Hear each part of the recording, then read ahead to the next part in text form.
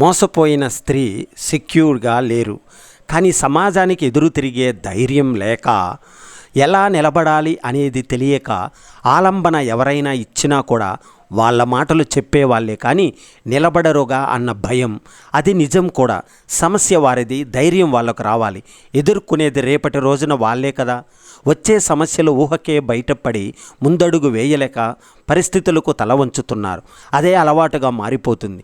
వాళ్ళను ప్రేమించే వాళ్ళను టేక్ ఇట్ యాజ్ గ్రాంటెడ్గా తీసుకునే అవకాశం ఇస్తున్నామని గమనించినా కూడా మానసికమైన ధైర్యాన్ని కూడగట్టలేకపోతున్నారు. ముందుగా మన కోసం మనం నిలబడకపోతే ఎవరో ఎందుకు నిలబడతారు చెప్పండి. మనం తీసుకున్న నిర్ణయంపై మనకే నమ్మకం లేకపోతే ఎదుటి వాళ్ళని ఎలా దూరంగా పెడతాము కదా. కాబట్టి మనమేమైనా అభిమానం లేని వాళ్ళమా, చేతకాని వాళ్ళమా చెప్పండి. తప్పు మనం చేస్తున్నామా, తప్పు ఎవరిది, మీద వాళ్ళదా? ముందుగా వాళ్ళని వాళ్ళు తెలుసుకోవాలి. జీవితాంతం బాధపడాలా లేక తన కోసం తాను నిలబడాలా? మీరు ఊహించుకుని మీకు ఏది మంచితో అదే చెయ్యండి. మీ జీవితం మీది. మంచైనా చెడు అయినా అది మీకు మంచి జరిగేలా చేసుకునే పూచి మీదే సుమా. ప్రేమ అనే మాట ఎంత తక్కువ వాడితే అంత మంచిది. ప్రేమ సరిహద్దులు చాలా పెద్దవి. లక్షల్లో ఒక్క ప్రేమిస్తున్న సందర్భం ఉంటుంది. మిగిలినవన్నీ ఇష్టపడడం లేదా మోసపోవడం. మనకిష్టమైన ఏదైనా వస్తువు దూరమైతే మన మనస్సు ఎంత బాధపడుతుందో ఇది అంతే. అంతకు మించి గొప్ప వస్తువు దొరికితే మన ఆనందం మళ్ళీ మొదలవుతుంది. ఒకవేళ ఆ సందర్భం మనకు వస్తే మనము మానవ మాతృలమే కదా. కొద్ది రోజులు బాధపడతాం. విద్యార్థి అయితే చదువు మీద, ఎంప్లాయ్ అయితే వర్క్ మీద ఫుల్ కాన్సన్ట్రేషన్ చేస్తారు. అంతే కదా. ఆమె ఒప్పుకోకపోతే ఎందుకు బాధ? ఆమె విలువ ఆమెకు తెలుసు కాబట్టి తన ఛాయిస్ తీసుకుంది. వద్దన్నా వెంటపడితే బాధపడితే మనకు విలువ, గౌరవం అనేది ఏముంటుంది? అతను ప్రేమించడానికి ఏమి కారణాలు ఉన్నవో ఆమె ఒప్పుకోకపోవడానికి అలాంటి కారణాలే ఉండవచ్చు కదా.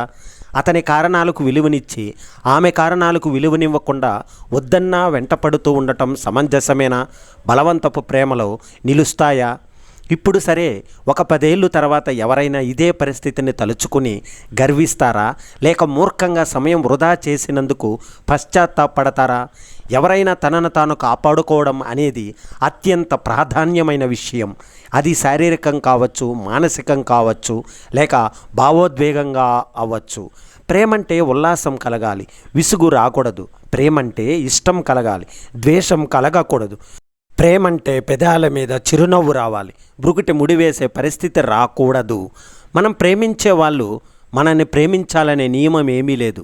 టార్చర్ చేస్తుంటే చేస్తున్నాం అనాల్సి వస్తుంది. ఇంకా ముందుకు వెళితే నీకో దన్నం బాబు అనాల్సి వస్తుంది. భావోద్వేగాలు తమంతట తాముగా రావాలి. నా మీద జాలిపడు అంటే అవతల వాళ్ళకు జాలి కలగకపోవచ్చు. నా కోసం నవ్వు అంటే అవతల వాళ్ళకి నవ్వు రాకపోవచ్చు. ప్రేమ అమరం కాదు, సమరం కాదు, ఆవకాయ పచ్చడే అంతకన్నా కాదు. మరి ఏమిటి? ప్రేమంటే ఒకరికి ఒకరు కంపాటబుల్గా ఉండటం. సర్దుకుపోవాల్సిన అవసరం లేదు, కానీ అర్థం చేసుకోవాల్సిన అవసరం మాత్రం ఉంది. అవతల వ్యక్తి మిమ్మల్ని ప్రేమించడం లేదు అంటే మీలో లోపం ఉందని కాదు, అవతల వ్యక్తిలో తప్పు ఉందని కాదు. వారి నిజాయితీని శంకించాల్సిన అవసరం లేదు, వారిని నిందించాల్సిన, మిమ్మల్ని మీరు దూషించుకోవాల్సిన అవసరమూ లేదు. ప్రేమించడం అంటే అవతల వ్యక్తిని సొంతం చేసుకోవాలని అనుకోవడం కూడా కాదు. ఆ వ్యక్తి అభిప్రాయాలను తెలుసుకోవాలి. ప్రేమలో అవతల వ్యక్తి సంతోషంగా ఉండాలనే భావన కలగాలి. మీరు పక్కన ఉంటే తనకు సంతోషం కలగాలి అనుకోవడం ప్రేమ కాదు. అవతల వ్యక్తి కోసం నిలబడాలనే ఆలోచన రావాలి. మనతో పాటు నిలబడాలి అనుకోవడమే ప్రేమ. ప్రశ్నించే పరిస్థితి, సంజాయిషి ఇచ్చుకునే పరిస్థితి రాకూడదు. వచ్చిందే అంటే అక్కడ ప్రేమ లేదని అర్థం. మీరు ప్రేమించే ఒక వ్యాపకం లేదా నైపుణ్యంని అభివృద్ధి చేసుకోండి. అది రాబోయే 10 సంవత్సరాలు కాదు, జీవితాంతం మీకు తప్పక ఉపయోగపడుతుంది. మీ తల్లిదండ్రులకు దగ్గరగా ఉండండి. నిస్వార్థంగా ప్రేమించే వారిలో వారు మొదట వరుసలో ఉంటారు. వారి విలువ క్రమంగా కానీ ఖచ్చితంగా తెలుస్తుంది. బ్రాండ్ మైండెడ్గా, ఓపెన్ మైండెడ్గా, ఒక సానుకూల దృక్పథంతో ఉండండి. సానుకూల దృక్పథంతో ఉండే స్నేహితులతో కలిసి కాలం గడపండి. వద్దన్న వారి వద్దకు, మీకు విలువ ఇవ్వని వారి దగ్గరకు ఎప్పటికీ వెళ్ళకండి. ఒక కుక్కని పెంచుకునే ప్రయత్నం చేయండి. అది ఎంత సానుకూల దృక్పథాన్ని, మనోబలాన్ని ఇస్తుంది. మన దగ్గర 10 రూపాయలే ఉన్నా లేక 100 కోట్లు ఉన్నా దాని ప్రవర్తనలో ఎటువంటి మార్పు రాదు. మనలో నిస్వార్థంగా అలాగే ప్రేమిస్తుంది. చిన్నప్పటి నుండి మనం పెరిగిన విధానం, పడిన బాధలు, తీరని కలలు, పడిన మాటలు అన్నీ మనసు పొరల్లో శాశ్వతంగా ఉండిపోతాయి.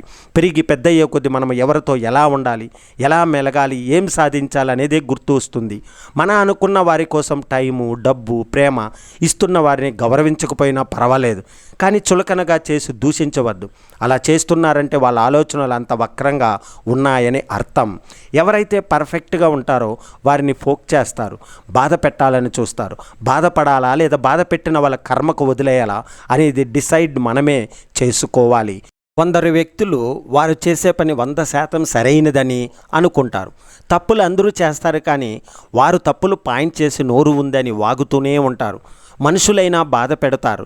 అహంకి సెల్ఫ్ రెస్పెక్ట్ చూడాలని ఒకేలా ఉంటాయి. అర్థం చేసుకునే వారికి డిఫరెన్స్ అనేది తెలుస్తుంది. దొరకలేదు అని సర్దుకుపోవడం తప్పు కాదు, ప్రయత్నించకుండా ఆగిపోవడం తప్పు.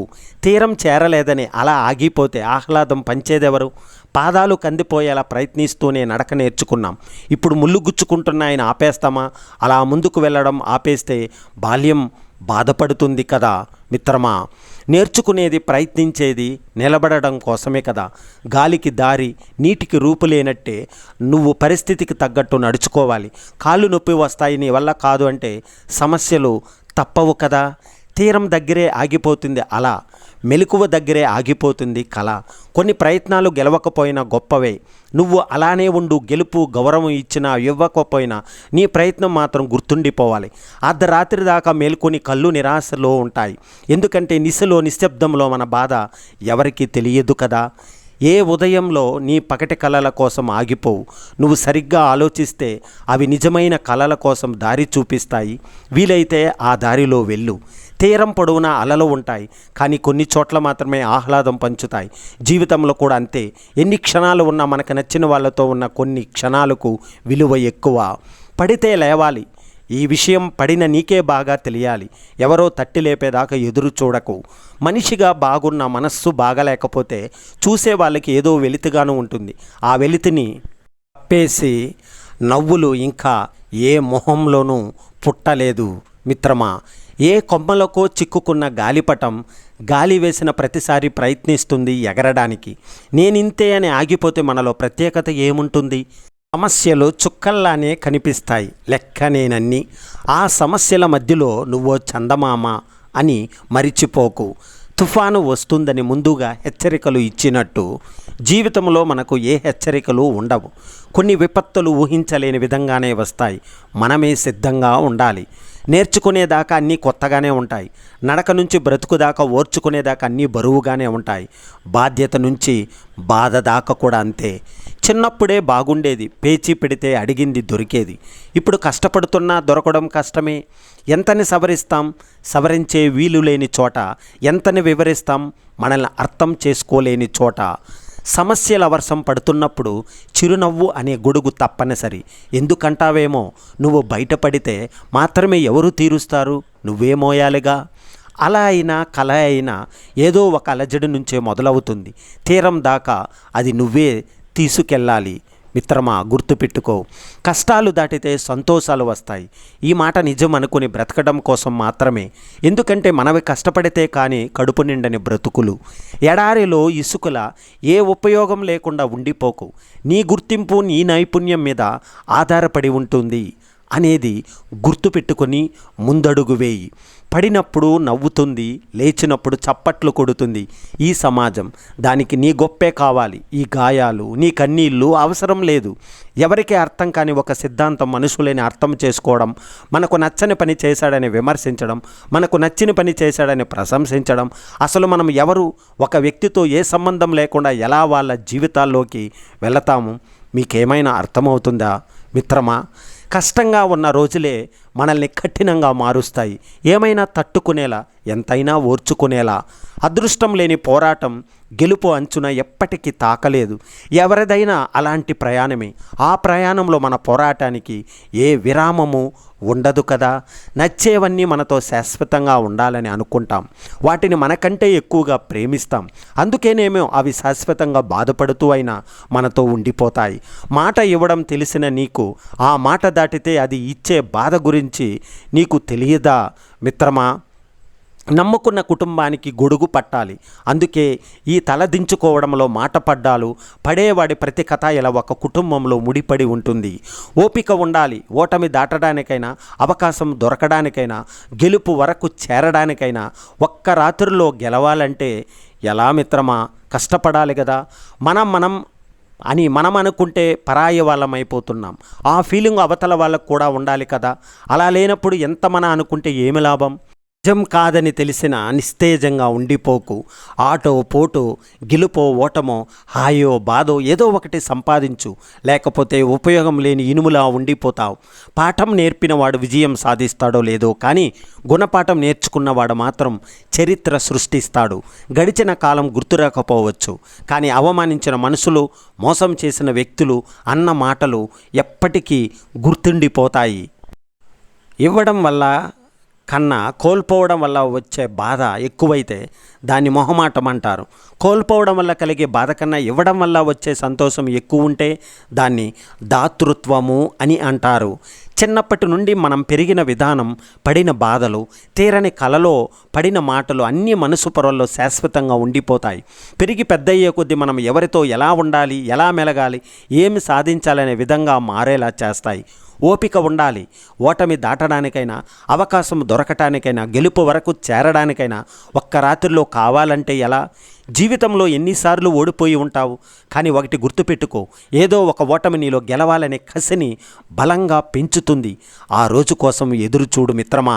నీ సంకల్పం గొప్పదైతే మాట అనడం సులువే, అనుభవించడమే చాలా కష్టం. అందులోనూ నా అనేవాళ్ళు దగ్గర నుంచి అది ఇంకా కష్టం. అవసరం నీదైనప్పుడు అనకువ చూపించు.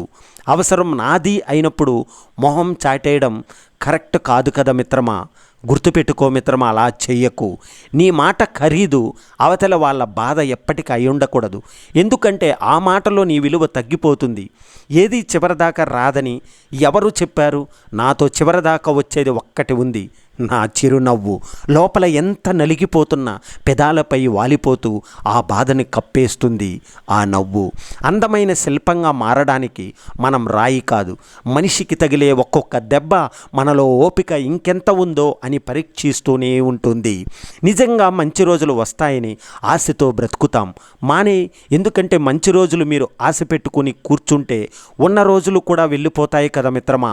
కొందరిని చూస్తే జీవిస్తున్న జీవితం పూలపానుపులా కనపడవచ్చు. వాళ్ళకేం అన్నీ ఉన్నాయి అనే మాట అనేయవచ్చు.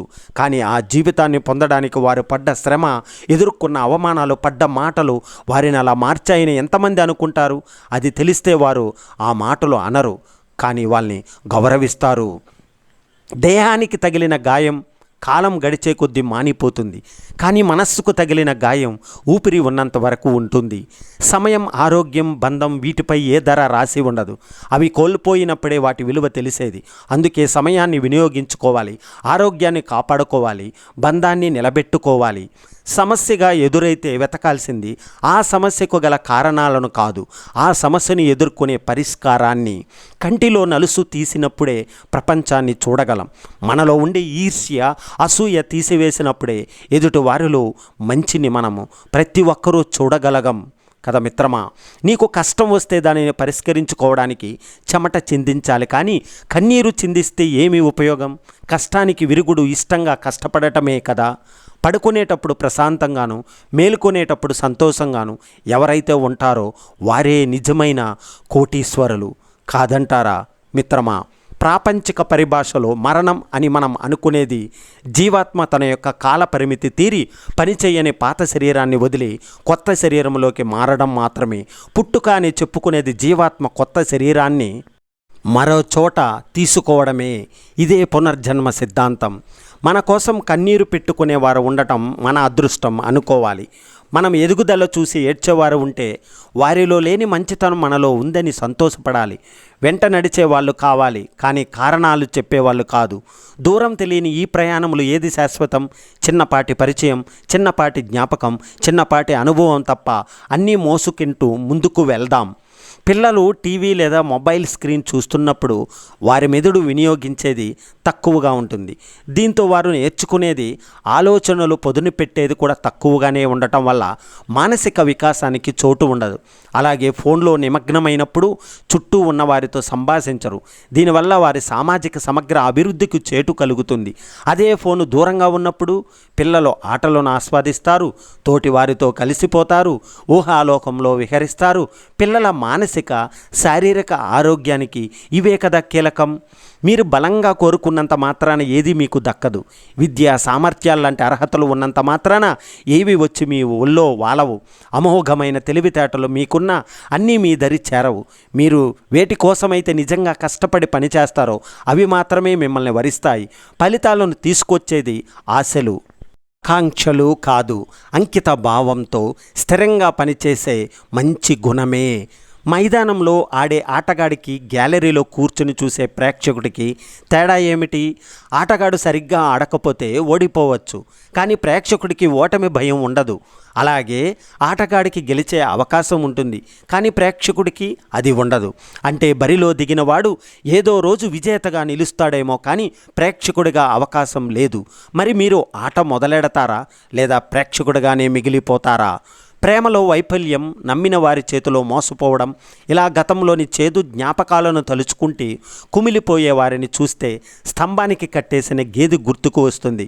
దానికి స్వేచ్ఛగా తిరిగే గడ్డి తినే అవకాశం ఉండదు, దానివల్ల పాలు ఇవ్వలేదు. అలాగే గతం తాలూకా జ్ఞాపకాలకు బందీలైన వారు భవిష్యత్తులో వెళ్ళలేక అక్కడే ఉండిపోతారు. వారితో ఎలాంటి ఉపయోగం ఉండదు. కాబట్టి ఈ ప్రపంచం కూడా వారిని మర్చిపోతుంది. ఎవరూ ఈ పరిస్థితిని తెచ్చుకోవద్దు మిత్రమా. ఉద్యోగంలో చేరగానే చాలామంది తమ జీవితాశయం నెరవేరినట్లు భావిస్తూ ఇక నేర్చుకోవడానికి ఏమీ లేదని ఆపేస్తుంటారు. వారు గుర్తించాల్సింది ఏమిటంటే, ప్రస్తుతం పోటీ ప్రపంచంలో నేర్చుకోవడం అనేది నిరంతర ప్రక్రియలా ఉండాలి. సాధ్యమైనవన్నీ ఎక్కువగా నైపుణ్యాలు సొంతం చేసుకోవాలి. వయస్సు, హోదా, తారతమ్యాలు లేకుండా ప్రతి ఒక్కరూ ఏదో ఒక మంచి విషయం నేర్చుకుంటూనే ఉండండి. సృజనాత్మకత, జిజ్ఞాసను నేర్చుకోవాలని కుతూహలాన్ని చంపుకోకండి. మీరు సముపార్జించిన జ్ఞానానికి మీరే గర్వపడే రోజు ఒకటి వస్తుంది. ఒక వ్యక్తి స్వార్థపు కోరల్లో చిక్కుకుంటే ముందుగా అతనిలో నైతికత బలహీనపడుతుంది. అనంతరం అహం అతనిపై అధికారాన్ని చేజిక్కించుకుంటుంది. ఈ విశ్వంలో ఒక మహాశక్తి పనిచేస్తుంది. సరి అయిన మార్గంలో ఉండే ప్రతి ఒక్కరూ దాని యొక్క వాహకాలుగా మారగలరు. అయితే అహంకారం ప్రబలి ఉన్నప్పుడు ఆ శక్తి నిన్ను చేరనివ్వకుండా అహం ఆటంకపరుస్తుంది. అందువలన మొట్టమొదట హృదయాన్ని గర్వం, స్వార్థం, అహంకారము నుండి ప్రక్షాళన చేయాలి. అంతరంగాన్ని పవిత్రత ధూపంతో పరిమళ భరితం గావించాలి. అల్పదృష్టి కలిగిన వాని వివేచన అసంబద్ధంగానే ఉంటుంది. సమదృష్టితో అంతా పరికించినప్పుడే హోందాతనంతో కూడిన తీర్పు వెలువడుతుంది. తనని తాను శరీరంగా భావించుకునే వ్యక్తిలో ఆధ్యాత్మికత నిలవదు. మన ఆలోచనలు ఒక ఉదాత్తమైన ఆశయం కేంద్రంగా నిర్మితమై ఉండాలి. వాటిని మరింతగా విస్తరించే ప్రయత్నం చేస్తూ వాటిని వదలక అంటిపెట్టుకుని ఉంటే జీవితంలో నూతన అధ్యాయం ఆరంభమవుతుంది. పారే నీటిలో నీరు ఎప్పుడూ తాజాగానే ఉంటుంది, పాకుడు ఏర్పడదు. అదేవిధంగా మనలో ఉన్నతమైన ఆలోచన స్రవంతిని సదా ప్రవహింపజేయగలిగినప్పుడే శాశ్వతమైన పునరుద్ధరణ అనేది జరుగుతుంది. మన సమర్థత యందు నమ్మకం కోల్పోయి పరిస్థితులకు బానిసలుగా మారిపోయే హక్కు మనకు లేదు. పనులను సమర్థవంతంగా నిర్వహించగల నేర్పు మనలో ఉన్నది. దానిని నిరంతరం ఆచరణలో చూపుతూ మనకు, మన తోటి వారికి కూడా ఉపయోగకరంగా జీవించాలి. నిరుత్సాహానికి, ఒంటరితనానికి ఎన్నడూ తావివ్వరాదు.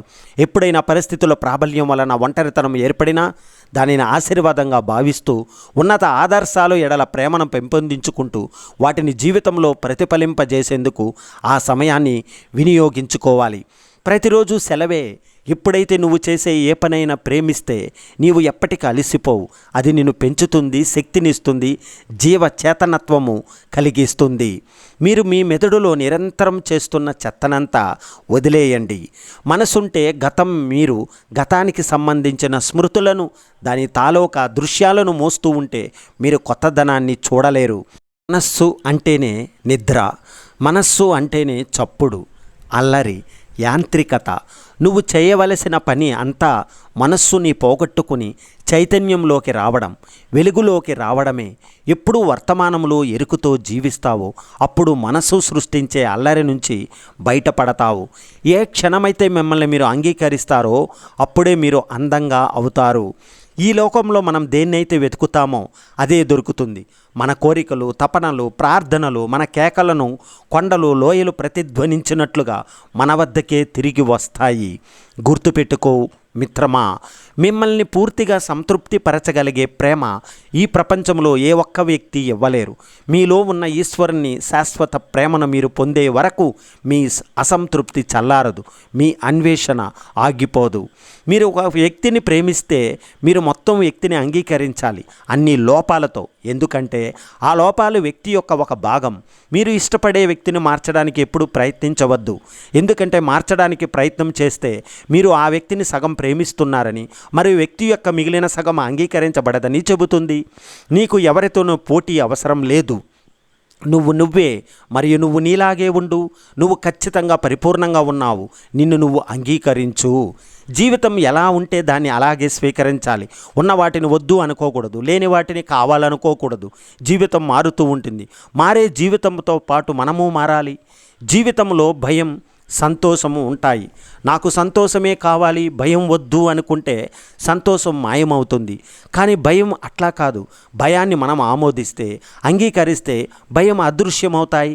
చీకటి పడిందని బాధపడుతూ కూర్చుంటే ఆకాశంలో చుక్కలు, మెరుపులను, వాటి అందాన్ని మిస్ అయిపోతాం. అలాగే ఓడిపోయామని ఏడుస్తూ కూర్చుంటే పక్కనే ఉన్న గెలుపును అందుకోవడం కష్టమవుతుంది. ఎవరైనా సరే మన మంచి కోరి చెప్పినప్పుడు ఎందుకు చెబుతున్నారో అర్థం చేసుకుని వినాలి. లేదంటే ఫలితం మన కారణంగా మనతో పాటు మన చుట్టూ ఉన్న నలుగురు అనుభవిస్తారు. జీవితంలో ఎదురు దెబ్బలు తగలడం మంచిదేనేమో. కాలికి దెబ్బ తగిలితే వెళ్ళే దారిలో ఎలా నడవాలో తెలుస్తుంది. అదే మనస్సుకు తగిలితే ఎటువంటి వారితో ఎలా ఉండాలో అనేది మనకు తెలిసి వస్తుంది. నిన్నటి న్యూస్ పేపర్ నేడు వేస్ట్ పేపర్గా మారవచ్చు, కానీ రేపటి చరిత్రను చూపించే సాక్ష్యం కూడా ఆ వేస్ట్ పేపర్ అవుతుంది. అవసరం లేదని దీనిని వదిలేయకండి. ఆపదలో ఉన్నప్పుడు అదే నీకు అస్త్రంలా ఉపయోగపడవచ్చు. ఈ ప్రపంచంలో బ్రతకాలి అంటే మంచితనం, మొండితనం రెండూ ఉండాలి. మంచితనం మనుషుల మీద చూపించాలి, మొండితనం పరిస్థితుల మీద చూపించాలి. ఎవరి నుంచి ఏమీ ఆశించకు, అది నీ ఆనందాన్ని చంపేస్తుంది. ఇప్పుడు బాధపడుతూ ఉంటే బ్రతుకు భయపెడుతుంది. అదే ప్రతి క్షణం నవ్వుతూ ఉంటే జీవితం నీకు తల వంచుతుంది.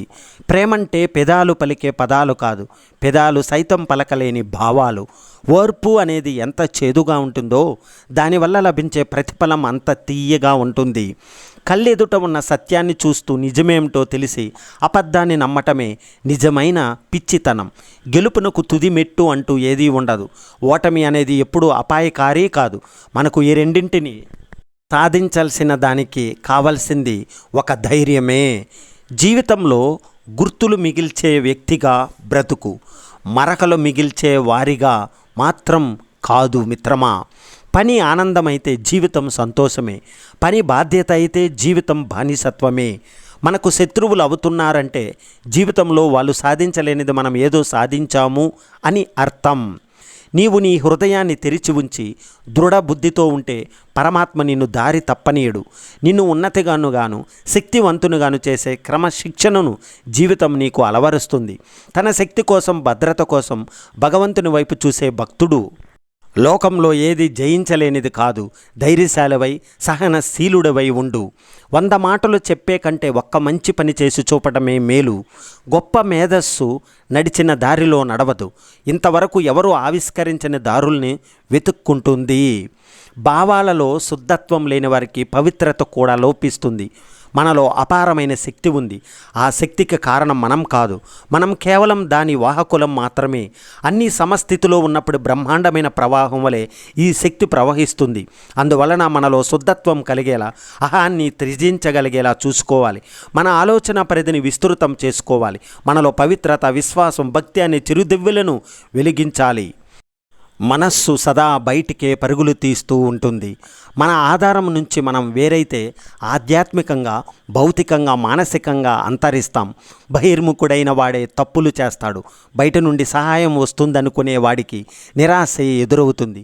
మనకు నిజమైన సహాయం మన అంతరంగం నుండే వస్తుంది. స్వర్గానికి వెళ్ళాలన్నా బృందంగా మనం వెళ్ళం. మన మనస్సు పవిత్ర ఆధ్యాత్మిక ఆలోచనలతో నిండి ఉన్నప్పుడు మనం బృందాన్ని కోరుకోము, ఏకాంతంగా వసించాలని అభిలషిస్తాము. ఒక కోకిలకు ఉన్న గొప్ప సంపద తన తీయని గొంతు. ఒక స్త్రీకి ఉన్న గొప్ప సంపద తన పాతివ్రత్యం. ఒక పురుషుని శక్తి అతనిలో జ్ఞానంలో ఉంది. ఒక జ్ఞాని గొప్పతనం తప్పుని క్షమించే అతని సామర్థ్యంలో ఉంది.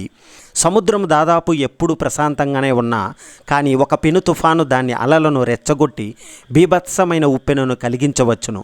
కానీ ఒక మహాత్ముడు అన్యాయమైన విమర్శలు ఎదుర్కొన్నప్పుడు ఎంతగా నొచ్చుకున్నా, అవమానం చెందిన ఆ ఎరకు బలి కాకుండా మర్యాద పూర్వకమైన తన హద్దులను దాటడు ఎన్నడు. మన ప్రవర్తనను బట్టి చెప్పవచ్చు మనం ఏ తెగకు చెందిన వాళ్ళమో. మన మాట తీరు మనము ఏ దేశస్థులమో పట్టి ఇస్తుంది. ఎదుటి వారి మీద గౌరవం మన గుండెల్లో ఉన్న మంచితనాన్ని, ప్రేమను ప్రతిబింబింపజేస్తుంది. తీసుకున్న ఆహారం మన శరీరం అద్దం పడుతుంది. గుర్తుపెట్టుకో మిత్రమా, ఒక ఆదర్శమైన కొడుకు మాట వింటాడు, నిజాయితీగా ఉంటాడు. సమర్థవంతమైన తండ్రి అతనికి చక్కని విద్య అమరేలా చేస్తాడు. ఆదర్శవంతమైన స్నేహితుడు నమ్మకస్తుడు. ఆదర్శవంతమైన భార్య సైనేశ్వరంబలాగా భర్తని చూసుకుంటుంది. ఎవరైనా పొందగలిగిన దాన్ని పక్కకు నెట్టేసి అందుబాటులో లేని దాని వెంట పరుగులు తీస్తే వాళ్ళు పొందగలిగిన దాన్ని, పొందలేని దాన్ని, రెండింటినీ నష్టపోతారు.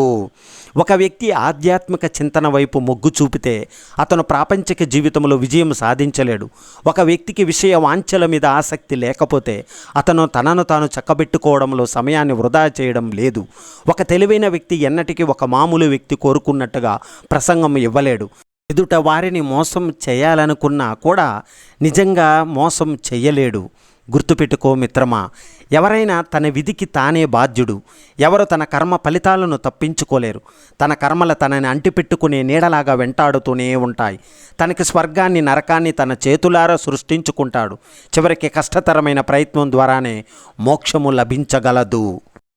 వర్షం కురిపించే మేఘం అన్నిటికన్నా పవిత్రమైన మూలాధారం. నీటికి మనస్సాక్షికి విసుగు చెందకుండా చేసి సాధించిన పని అత్యంత గొప్ప పని. ప్రపంచంలోని అన్ని వింతలు కూడా కన్నులలో మెరిసే కాంతి ముందు ఉంటాయి. ఒక వ్యక్తికి ఎన్నో రకాల గుడ్డితనం ఉండవచ్చు.